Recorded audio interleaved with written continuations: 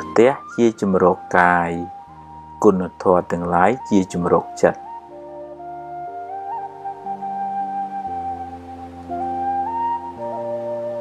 គ្មានអ្នកណាជៀសផុតពីការនិន្ទាទេសូម្បីតែព្រះពុទ្ធកុំសូវយកពាក្យគេមកបំផ្លាញសេចក្តីសុខក្នុងចិត្តអ្នកឡើយគុណធម៌នាំមកនៅភាពត្រជាក់ត្រជុំសម្រាប់ខ្លួនអ្នកនិងអ្នកជុំវិញខ្លួន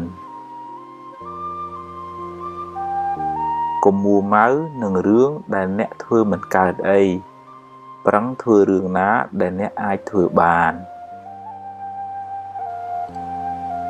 រកទ្រព្យរកវិជ្ជាកុំភ្លេចរកមេរៀនអប់រំចិត្តផង